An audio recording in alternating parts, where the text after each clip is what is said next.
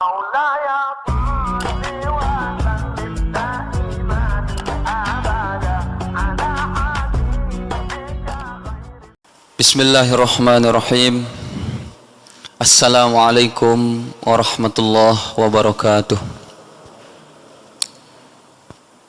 Alhamdulillah rabbil alamin.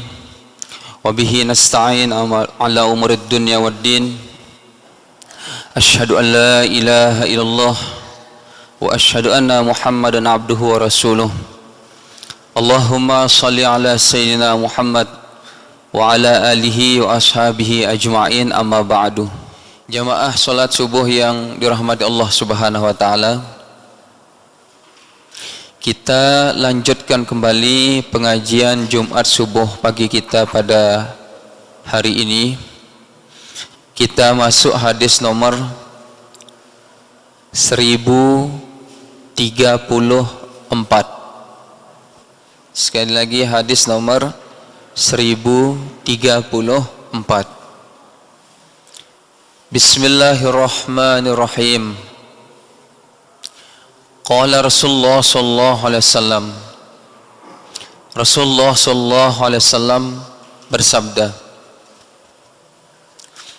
"Ma an'amallahu ta'ala ala 'abdin ni'matan." Tiadalah Allah mengaruniakan kepada seorang hamba akan satu nikmat. Faqala, kemudian seorang hamba itu berkata atas nikmat yang telah diberikan oleh Allah kepadanya, apa yang dia ucapkan? Alhamdulillah, yaitu dia mengucapkan kalimat Alhamdulillah. Illa adda syukraha, kecuali Allah catat dia sebagai hamba yang telah bersyukur atas nikmat itu.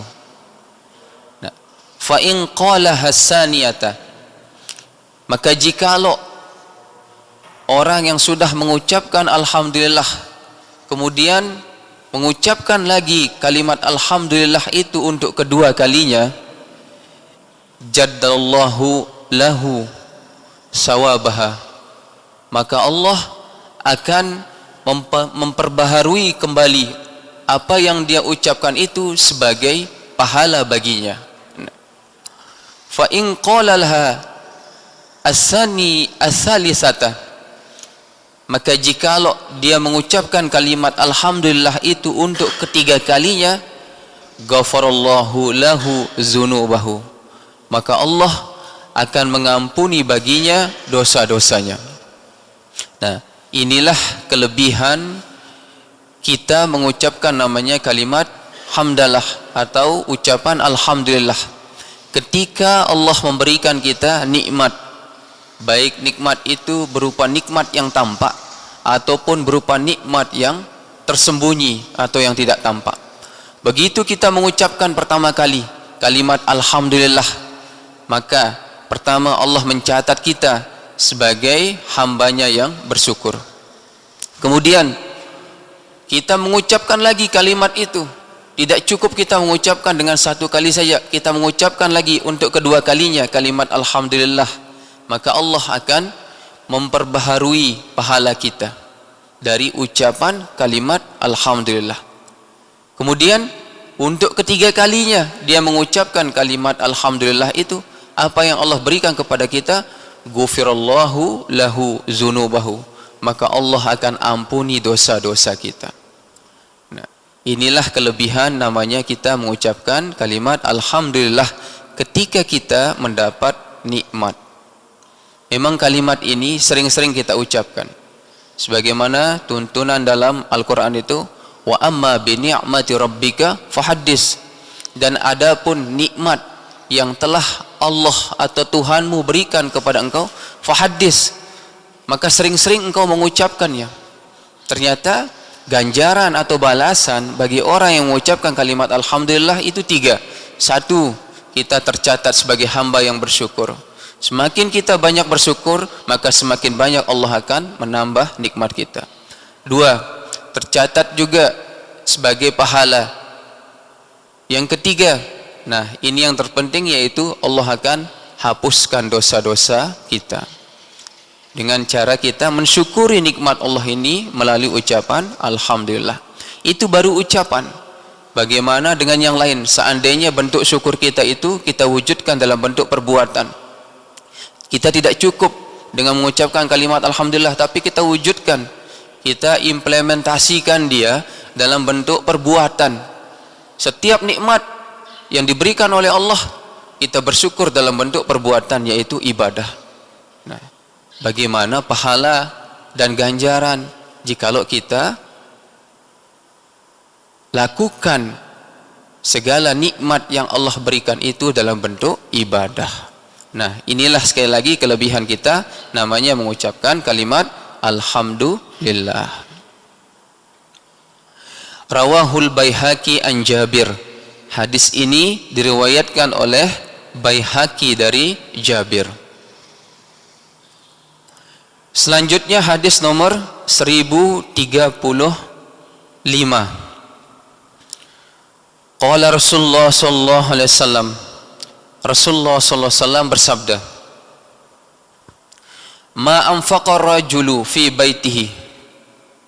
Tiadalah seorang laki-laki itu menafkahkan harta yang ia miliki fi baitihi, di dalam rumahnya, wa ahlihi, siapa saja yang ada di dalam rumahnya itu, wa ahlihi, yaitu keluarganya, wa waladihi, dan anak-anaknya, wa khadamihi, dan pembantu-pembantunya, fahuwa lahu sadaqatun, maka apa yang dia nafkahkan oleh seorang laki-laki itu di dalam keluarganya, termasuk di dalam itu ada istri, ada anak, ada khadam atau pembantunya itu, fahuwa lahu sadaqatun, maka itu terhitung sebagai sedekah. Jadi sedekah yang paling pertama yang harus kita berikan yaitu sedekah yang ada di dalam rumah kita. Siapa mereka? Ada anak kita, ada istri kita, ada pembantu kita. Maka segala nafkah yang kita berikan itu terhitung sebagai sedekah. Memberikan nafkah kepada keluarga itu hukumnya memang wajib, dituntut oleh agama. Kewajiban kita sebagai seorang suami itu yaitu menafkahi anak istri kita. Nah, selain tuntunan itu, maka terhitung juga apa yang kita berikan kepada keluarga kita yang ada di dalam rumah itu terhitung sebagai sedekah. Nah, akan tetapi yang perlu dicatat, kemampuan untuk memberikan nafkah kepada anak dan istri itu harus diukur dengan kemampuan dari apa yang kita lakukan atau apa yang kita kerjakan. Jadi istri dan anak itu jangan terlalu menuntut sesuatu yang lebih besar daripada kemampuan yang dimiliki oleh suami. Nah, itulah pentingnya namanya agama. Jadi keseimbangan dalam hidup itu perlu kita lakukan. Betul, sebagai seorang suami kita memberikan nafkah kepada istri dan anak kita. Akan tetapi kita juga harus mengukur kemampuan kita. Jangan sampai kita melakukan hal-hal yang dilarang oleh agama hanya untuk memenuhi keinginan yang berlebihan dari ahli kita atau keluarga kita. Nah, itu yang tidak dibolehkan. Jadi apapun yang kita dapat dari hasil kedua tangan kita melalui kita bekerja itu, kita nafkahkan kepada anak, istri, dan pembantu kita, maka semua itu adalah terhitung sebagai sedekah. Dan sedekah yang terbaik itu adalah sedekah yang diberikan kepada keluarga kita. Rawahut Tabrani an Abi Amamah. Hadis ini diriwayatkan oleh Tabrani dari Abi Amamah. Selanjutnya hadis nomor 1036. Qala Rasulullah sallallahu alaihi wasallam. Rasulullah sallallahu alaihi wasallam bersabda, "Ma ahdal mar'ul muslimu." Tiadalah seorang memberikan hadiah li akhihi, kepada saudaranya yang lain, hadiyatan, akan satu hadiah, afdala min kalimatil hikmah, yang lebih afdal, yang lebih utama daripada kata-kata yang bijaksana. Jadi hadiah yang paling utama, kata Rasulullah, yang kita berikan kepada saudara kita, yaitu kalimat hikmah, yaitu ucapan-ucapan yang banyak mengandung nasihat. Itulah hadiah yang paling utama. Yaziduhullahu biha huda, menambah akan dia oleh Allah, yaitu hidayah. Dari kalimat-kalimat hikmah, ucapan-ucapan yang bijaksana itu, yang telah kita berikan kepada saudara kita itu, akan menambah kedekatannya kepada Allah Subhanahu wa taala. Kemudian turunlah hidayah kepadanya. Nah, au yarudduhu an radda, atau dari kalimat hikmah itu bisa menyelamatkan ia dari kebinasaan. Jadi ucapan-ucapan yang menembus ke hati saudara-saudara kita, kemudian dari ucapan itu saudara kita melakukan perenungan yang mendalam, di sanalah turun hidayah Allah kepadanya. Nah, ini maksudnya kalimat hikmah ini adalah hadiah yang paling besar dalam hadis Rasulullah ini, sebagaimana juga tuntunan dalam Al-Quran, di dalam surat Al-Asr itu, wa tawasaw bil haqqi wa tawasaw bis sabri. Mari kita saling tolong menolong terhadap saudara kita itu dalam kebaikan, dan mari juga kita saling tolong menolong dengan saudara kita itu dalam hal kesabaran. Salah satunya adalah kalimatul hikmah.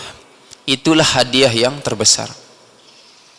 Mungkin kita tidak memiliki materi untuk memberikan hadiah yang bisa membuat hati saudara kita senang. Nah, salah satu jalan yang diberikan oleh Rasulullah SAW itu, yaitu berikan hadiah lewat kalimatul hikmah. Apa kalimatul hikmah itu? Menurut ulama, kalimatul hikmah itu adalah yamfuzul qalba, yaitu kalimat yang dapat menembus hati seorang muslim. Nah, la tanfuzu al-ibr, yang tidak bisa ditembus oleh satu butir jarum. Nah, itu kalimatul hikmah. Jadi ucapan-ucapan kita yang bijaksana, ucapan-ucapan kita yang baik, ucapan-ucapan kita yang penuh mengandung nasihat, itu lebih baik daripada hadiah-hadiah yang lain. Apalagi jikalau kita bertemu dengan ulama yang memang ulama itu ahli hikmah, ahli dalam menyentuh hati manusia ketika kita meminta nasihatnya. Itu ulama-ulama yang memiliki makom yang berbeda dengan kita. Makomnya ketika dia bertemu dengan kita bukan lagi makom antar jasad dengan jasad, tapi dia hati dengan hati, menyentuh hati kita. Nah, jadinya ulama-ulama yang dikaruniai kelebihan yang dapat menyentuh hati manusia itu sudah makomnya sudah beda. Jadi sekali lagi, kalimat hikmah adalah hadiah yang paling utama yang diberikan seorang muslim kepada saudaranya muslim yang lain. Dan ini juga tuntunan Nabi di dalam hadisnya, hakul muslim ala muslim sittah, hak seorang muslim, kewajiban seorang muslim atas muslim yang lain itu, di antara yang 6 itu adalah iza nasaha fansahlah, apabila ia datang meminta nasihat, fansahlah, maka berikanlah ia nasihat. Tentu nasihat yang baik, bukan nasihat yang kurang baik yang dapat memperkeruh lagi suasana. Nah, ini pentingnya namanya kita belajar tentang agama. Seperti hadis Nabi yang kita bahas pada pengajian subuh ini hadis penuh dengan kalimatul hikmah, penuh dengan kalimat-kalimat yang bijaksana, yang kita dapati dalam kehidupan kita yang telah terdahulu, yang sekarang maupun yang akan datang. Karena dalam hadis Nabi ini kan Nabi sudah memprediksi bagaimana kehidupan-kehidupan yang dahulu, kehidupan yang sekarang, dan kehidupan yang akan datang. Ini juga termasuk dari salah satu kalimatul hikmah. Rawahul Baihaqi an Ibni Umar. Hadis ini diriwayatkan oleh Baihaqi dari Ibni Umar. Selanjutnya hadis nomor 1037.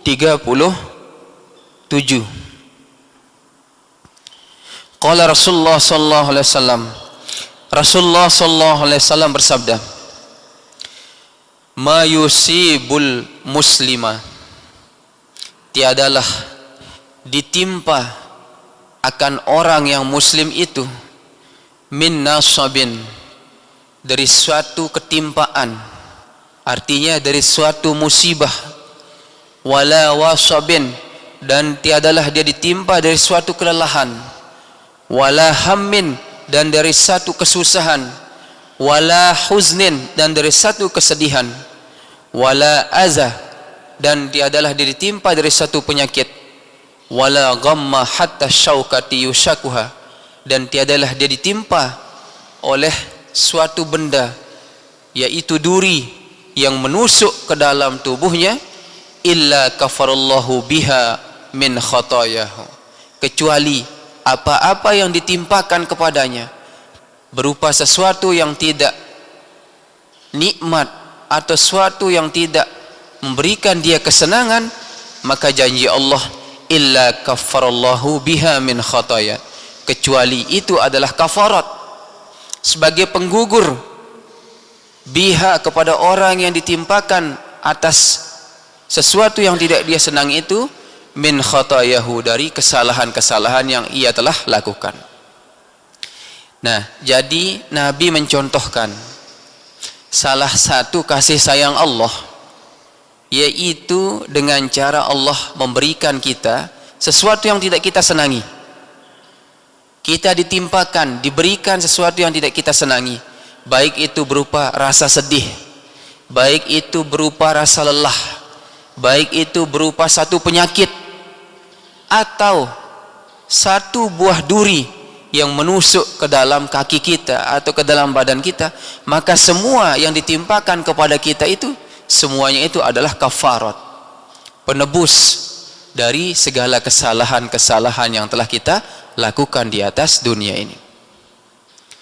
Dalam hadis yang sudah kita bahas, ada dosa-dosa yang tidak bisa diampuni oleh Allah walaupun kita meminta ampunan kepadanya.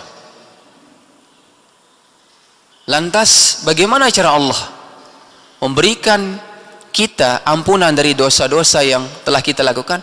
Yaitu salah satunya Allah timpakan kepada kita satu yang tidak kita senangi, seperti hadis yang kita baca. Sesuatu yang tidak kita senangi ini adalah jalan atau cara yang diberikan oleh Allah untuk menebus segala dosa-dosa kita, yang mana dosa-dosa itu tidak bisa diampuni oleh Allah Subhanahu wa ta'ala. Nah, jadinya banyak jalan yang diberikan oleh Allah. Satu, misalnya doa kita tidak dikabulkan oleh Allah, kita meminta ampunan dari segala dosa-dosa kita. Nah, tapi terus kita melakukan dosa itu, Allah tidak memberikan kita hidayah, tidak memberikan kita petunjuk, tidak memberikan kita jalan bagaimana cara kita untuk keluar dari dosa itu. Nah, salah satu cara agar kita diberikan hidayah oleh Allah, yaitu Allah timpakan kepada kita. Apa yang Allah timpakan kepada kita? Yaitu sesuatu yang tidak kita senangi. Mungkin dengan cara itu kita berpikir, ini mungkin cara Allah menegur kita, memperbaiki kita menuju hidayahnya. Nah, jadinya banyak cara atau jalan yang diberikan oleh Allah sebagai kafarah, sebagai penggugur, penebus dari segala dosa-dosa yang telah kita lakukan. Jadi jangan pernah kita mengeluh terhadap apa yang ditimpakan oleh Allah kepada kita. Selain jalan sabar, karena ini satu-satunya ini. Selain jalan sabar, yang diberikan oleh Allah kepada kita dari segala musibah, banyak-banyak juga kita mengucapkan kalimat istirja itu. Kalimat inna lillahi wa inna ilaihi rajiun. Di dalam Al-Quran disebutkan walana beluannakum bisyai'in, dan kami akan timpakan kepada kalian wahai manusia sesuatu, minal khaufi, daripada ketakutan, wal ju' daripada kelaparan, wal ampusi was samarat, dan kekurangan harta dan buah-buahan. Kemudian wabasyiris sabirin, dan berikanlah kabar gembira kepada siapa? Alladzina idza asabathum musibah qalu inna lillahi wa inna ilaihi rajiun. Kabar gembira itu yaitu orang yang diberikan kepadanya itu apabila dia sering-sering mengucapkan kalimat istirja itu, yaitu inna lillahi wa inna ilaihi rajiun. Apa makna kalimat istirja? Istirja itu artinya pengharapan. Jadi segala sesuatu yang ditimpakan oleh Allah kepada kita dari sesuatu yang tidak kita senangi, istirja kita, berharap kita, pasti ada hikmah di balik semua ini. Pasti Allah akan mengganti semua ini dengan yang lebih baik. Itu makna kalimat istirja, kalimat pengharapan. Jadi indah sekali agama Islam ini, mengatur setiap manusia itu jikalau ditimpa musibah banyak-banyak mengucapkan kalimat istirja. Kemudian ditambah dengan doa Imam Al-Ghazali, Allahumma ajirni fi musibah, ya Allah gantilah musibahku ini, ya Allah berikanlah pahala dari musibahku ini, wakhluf li khairam minha, dan gantilah dia dengan yang lebih baik. Itu doa yang ditambah oleh Imam Al-Ghazali, Allahumma ajirni fi musibah wakhluf li khairam minha. Nah, di samping kita dianjurkan untuk mengucapkan kalimat istirja. Rawahul Bukhari wa Muslim an Abi Sa'id Al-Khudri. Hadis ini hadis sahih yang diriwayatkan oleh Imam Bukhari dan Imam Muslim dari Abi Sa'id Al-Khudri dan Abi Hurairah radhiyallahu anhu. Selanjutnya hadis nomor 1038. Qala Rasulullah sallallahu alaihi wasallam, Rasulullah sallallahu alaihi wasallam bersabda, ma tahabba isnani fillahi ta'ala, tiadalah dua orang yang saling cinta mencintai semata-mata karena Allah subhanahu wa ta'ala, illa kana afdaluhuma asyaddahuma hubban li sahibihi, kecuali adalah yang paling afdal, yang paling utama di antara keduanya itu adalah asyaddahuma hubban, yang paling besar cintanya, li sahibihi, kepada saudaranya. Jadi hadis ini menerangkan ada dua orang yang saling cinta mencintai karena Allah subhanahu wa ta'ala. Seandainya kita bandingkan di antara dua orang yang saling cinta mencintai karena Allah ini, siapakah yang paling afdal? Siapakah yang paling utama di antara keduanya ini? Yaitu yang paling utama adalah yang lebih besar cintanya kepada saudaranya. Banyak sekali contoh dalam kehidupan kita. Contoh saja seperti kita duduk dalam majelis ilmu ini. Seandainya satu saja jamaah kita tidak hadir disebabkan karena uzur, disebabkan karena sakit, kemudian kita bertanya, di manakah jemaah yang biasa hadir itu? Maka itu salah satu bentuk rasa cinta kita kepada saudara kita. Nah, siapakah yang lebih utama? Yaitu orang yang bertanya tentang saudaranya yang tidak hadir itu. Itulah maksud hadis yang dijelaskan oleh Rasulullah SAW. Jadi semakin besar rasa cinta kita kepada saudara kita, maka Allah tanamkan juga di dalam hati kita, dialah yang paling utama di antara saudara-saudara yang ia cintai itu. Nah, ini kelebihan kita mencintai saudara kita, walaupun bukan dihubungkan karena nasab, tapi kita dihubungkan karena iman, dihubungkan karena adanya satu ikatan yang lebih kuat daripada ikatan nasab, daripada ikatan saudara itu, yaitu ikatan iman. Jadi saudara si iman itu lebih kuat daripada kita bersaudara senasab. Bisa jadi saudara senasab itu atau saudara kandung itu bisa rusak disebabkan hal-hal yang tidak kita inginkan. Bisa jadi karena perpecahan disebabkan karena harta warisan. Bisa jadi disebabkan karena adanya saudara kita yang murtad. Bisa jadi ada perselisihan-perselisihan dalam keluarga itu sehingga kita pecah. Tapi saudara si iman ini yang menyatukan kita ini Allah. Makanya disebutkan dalam hadis ini, ma tahabba isnani fillahi ta'ala, tiadalah dua orang yang saling cinta mencintai semata-mata karena Allah. Artinya kita disatukan oleh iman. Itu siapa yang paling afdal? Yaitu yang paling besar rasa cinta kepada saudaranya. Jadi penting namanya kita menanamkan rasa cinta kita bukan hanya kepada saudara senasab, saudara seketurunan, saudara sedarah, tapi juga saudara seiman. Jadi saudara seiman inilah yang kita butuhkan, saling mengajak, saling menyeru kepada kebaikan. Nah, itulah dakwah. Dakwah itu maknanya menyeru, mengajak. Saudara yang lain mengajak kita kepada keburukan, saudara yang lain mengajak kita kepada kebaikan. Disinilah kita perlu menimbang. Artinya apa? Saudara yang satu yang mengajak kepada keburukan, itu artinya orang yang sedang lemah imannya.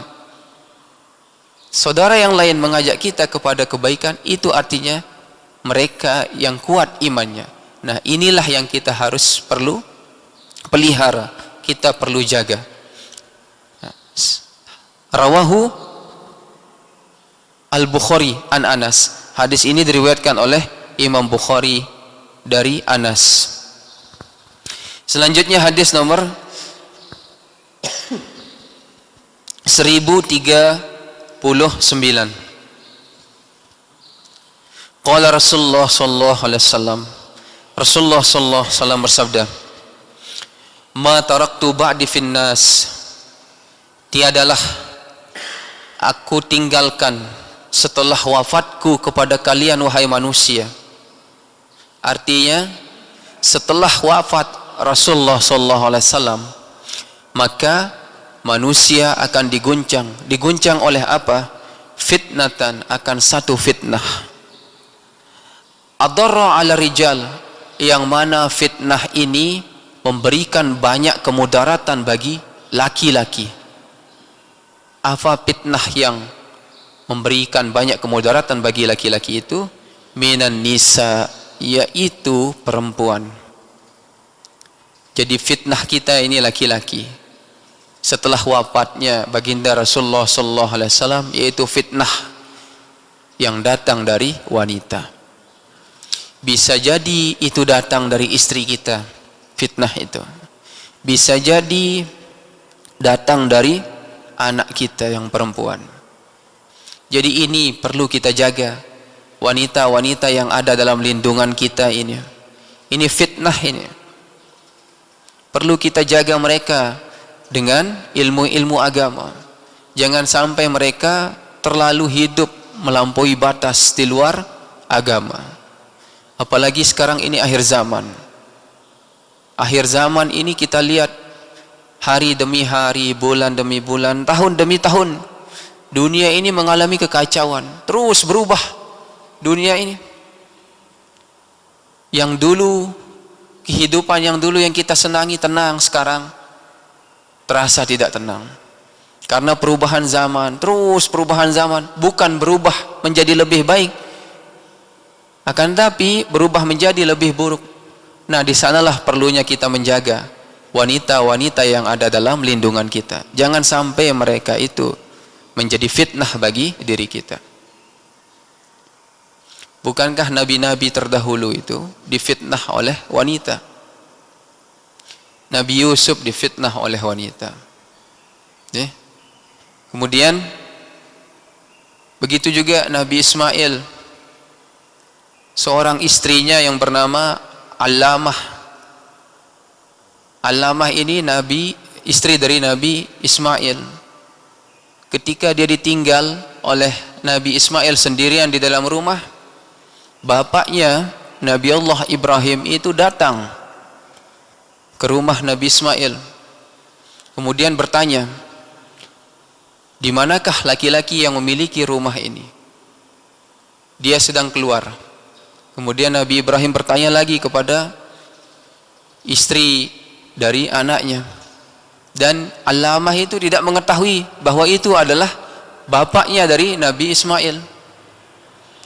Nabi Ibrahim bertanya kepada Allamah, bagaimana kehidupanmu menikah dengan laki-laki ini? Allamah menjawab, kehidupanku ini susah, tidak ada kesenangan, tidak ada kebahagiaan. Nah, itu fitnah yang datang kepada Nabi Allah Ismail. Kemudian Nabi Allah Ibrahim berpesan, wahai wanita, sampaikan salamku nanti ketika suamimu datang, sampaikan salamku kepadanya, suruh dia mengganti pintu pagar rumahnya.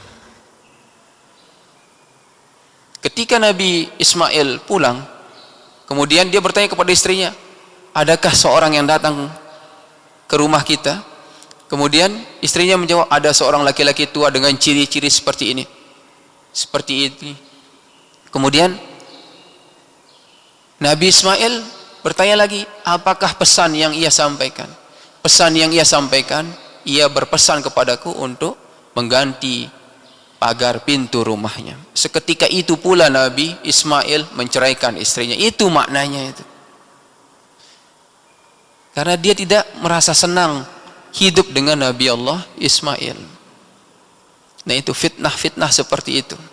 Bisa jadi nanti ucapan itu keluar, bukan hanya di dalam rumah, tapi keluar karena ketidakbahagiaan seorang istri hidup dengan kehidupan yang pas-pasan atau dengan kehidupan yang kurang. Maka itu perlu kita jaga, karena fitnah terbesar dari kita laki-laki ini adalah wanita.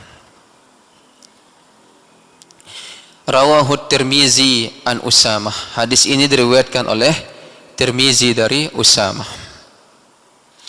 Selanjutnya hadis yang terakhir, hadis nomor 1040.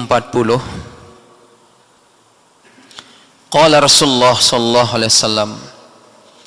Rasulullah sallallahu alaihi wasallam bersabda, "Ma tahabba rajulani fillahi ta'ala." Tiadalah saling cinta mencintai dua orang laki-laki fillahi ta'ala, semata-mata karena Allah Subhanahu wa ta'ala, illa wada'allahu lahuma, kecuali kelak pada hari kiamat Allah akan letakkan kepada dua orang laki-laki yang saling cinta mencintai ini, kemana mereka diletakkan? Kursiya, yaitu ke dalam satu buah kursi. Pak ujlisa alaihi, maka didudukkan keduanya itu alaihi, di atas kursi itu, hatta yafragallahu minal hisab, sampai dengan selesainya hisab dari Allah Subhanahu wa ta'ala.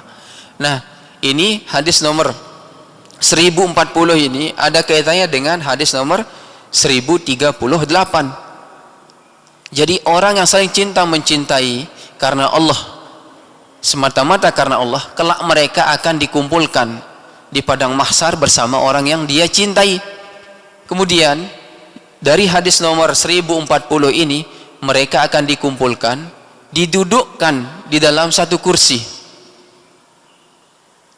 Apa maknanya? Ini tandanya mereka saling lekat satu dengan yang lain, sebagaimana hubungan mereka melekat waktu di dunia. Nah, kapan mereka akan berpisah? Sampai dengan mereka selesai dihisab oleh Allah Subhanahu wa ta'ala. Jadi di sisi Allah Subhanahu wa ta'ala sangat gampang sekali mengenali bagaimana manusia ketika dihisab. Selain mengenal dari umat, baik itu umat Rasulullah SAW ataupun umat-umat terdahulu, itu sangat gampang sekali bagi Allah mengenali hamba-hambanya yang ada di dunia ini. Dan salah satunya adalah dengan cara dia menyediakan tempat bagi orang yang saling cinta mencintai karena Allah itu di padang mahsyar. Nah, begitu mereka disediakan tempat, kemudian mereka duduk bersama, ini tandanya dulu waktu di dunia mereka itu saling cinta mencintai karena Allah. Nah, itu maknanya. Jadi sangat gampang sekali, mudah sekali bagi Allah mengenali kita ketika kita berada di padang mahsyar untuk dihisab. Jadi bagaimana keadaan kita di dunia, maka seperti itulah keadaan kita kelak di padang mahsyar. Bagaimana tindak tanduk kita di atas dunia, bagaimana amal kebaikan maupun amal keburukan kita di atas dunia, maka seperti itulah bentuk kita kelak di padang mahsyar. Tidak akan pernah berubah sampai dengan Allah selesai menghisab kita. Bayangkan, dari triliunan manusia yang telah diciptakan oleh Allah di atas dunia ini, kita menunggu satu persatu nama kita disebut oleh Allah. Apakah tertukar? Tidak mungkin tertukar. Tidak mungkin tertukar, walaupun nama kita sama di sana. Kemudian tanggal lahir, hari kita lahir juga sama, tidak mungkin. Apa yang membedakan kita? Amal ibadah kita. Nah, di sanalah letaknya perbedaan kita dengan umat-umat terdahulu dengan umat baginda Rasulullah sallallahu alaihi wasallam. Jadi umat Rasulullah sallallahu alaihi wasallam ini sangat banyak sekali bentuk ibadah yang diberikan oleh Allah sebagai bekal mereka menghadapi namanya kehidupan yang selanjutnya atau kehidupan yang lebih abadi, yaitu kehidupan di akhirat. Sekali lagi, dunia adalah sarana, dunia adalah jalan untuk kita memperoleh kehidupan yang abadi, yaitu kehidupan yang di akhirat. Mudah-mudahan Allah memberikan kita kemudahan, mudah-mudahan Allah memberikan kita kelancaran dalam kita menghadapi kehidupan dunia ini, apalagi di akhir zaman yang penuh dengan fitnah ini. Wallahu subhanahu wa ta'ala alam. InsyaAllah akan kita lanjutkan kembali pengajian kita pada Jumat subuh pagi ini, pada Jumat subuh yang akan datang. Subhanakallahumma wa bihamdika asyhadu an la ilaha illa anta astaghfiruka wa atubu ilaik. A'udzubillahi minasyaitonir rajim. Bismillahirrahmanirrahim. Alhamdulillah rabbil alamin hamdan yuafi ni'amahu yukafi'u mazidah. Ya rabbana lakal hamdu kama yanbaghi li jalalika wajhikal karim wa li azimi sultanik. Allahumma salli ala sayyidina Muhammadin miftahi babi rahmatillah adada ma fi ilmillah salatan wassalaman daimani bidawa mulkillah wa ala alihi wa sahbihi wasallim.